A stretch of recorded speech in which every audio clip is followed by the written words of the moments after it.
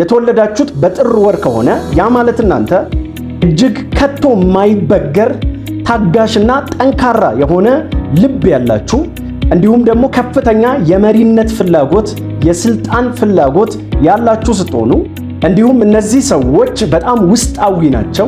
ወደ ውስጥ የመመልከት እንዲሁም ደግሞ የተረጋጋና ዝም ያለ አይነት ማንነት ያላችሁ ናችሁ። ችግርን ቻሌንጅን የምትጋፈጡና ነገሮችን ቶሎ የመልመድ አቅም ያላችሁ ሰዎች ናችሁ። ነገር ግን የተወለዳችሁት በየካቲት ወር ከሆነ ያ ማለት እናንተ ከፍተኛ የፈጠራ ችሎታ ያላችሁ እንዲሁም ደግሞ ለሰው በጣም አዛኝ የሆናችሁ የሚያዝን የሚራራ ልብ ያላችሁ እንዲሁም በጣም ደመቅ ያለ ስሜት ያላችሁ ስሜት ጥሩ ቦታ ያለው እናንተ ጋር ትችት የሚባል ነገር ግን ፈጽሞ ማትወዱና ከሚተቿችሁ ሰዎች መራቅን የምታዘወትሩ ወቀሳን ምክርን የማትወዱ ነገር ግን ለምትወዷቸው ሰዎች ግን እስከ ጥግ ሟች የሆናችሁ አይነት ሰዎች ናችሁ። ነገር ግን የተወለዳችሁት በመጋቢት ወር ከሆነ ያ ማለት እናንተ እጅግ በጣም ተጫዋች ጨዋታን የምትወዱም የምትጫወቱም እጅግ ኦፕቲሚስት ቀናዊ የሆናችሁና ህይወታችሁን ያለማቋረጥ ለመለወጥ በጣም ከፍተኛ ፍላጎት ያላችሁ እንዲሁም እጅግ ማህበራዊ ሶሻብል የሆናችሁ ከሰው ጋር የምትግባቡና በፍጥነት ማሰብ የምትችሉ አይነት ሰዎች ናችሁ ማለት ነው። ነገር ግን የተወለዳችሁት በሚያዝያ ወር ከሆነ ያ ማለት እናንተ እጅግ በጣም ደፋር ነገሮችን በድፍረት የምታደርጉ እንዲሁም ግትር ጠንከር ያለ ደንደን ያለ ልብ ያላችሁ የምታደርጉትን ነገር በከፍተኛ ተነሳሽነት የምታደርጉ ሲሆን ከሰው ደግሞ መወደድንና ትኩረትን በጣም የምትፈልጉ አይነት ሰዎች ናችሁ። ነገር ግን የተወለዳችሁት በግንቦት ወር ከሆነ ያ ማለት የእናንተ ፐርሰናሊቲ ሚስጥራዊ ነው፣ በጣም ውስብስብ ማለት ነው።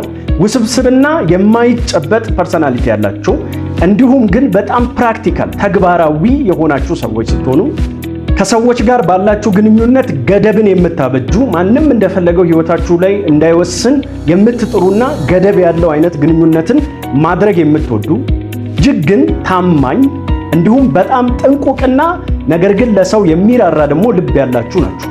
ነገር ግን የተወለዳችሁት በሰኔ ወር ከሆነ ያ ማለት እናንተ በጣም በጣም ይሄ ጉጉት ያለው ለውቀት ለኑሮ ለአዲስ ነገር ከፍተኛ ጉጉት ያለው ሰው ስትሆኑ ተግባቢና በጣም ደግሞ ደስተኞች ናችሁ። ፍልቅልቅ የሚባል አይነት ፐርሰናሊቲ ነው ያላችሁ። አት ዘ ሴም ታይም ግን በጣም ነገሮች ላይ ያለ ልክ የምትጨነቁም ናችሁ።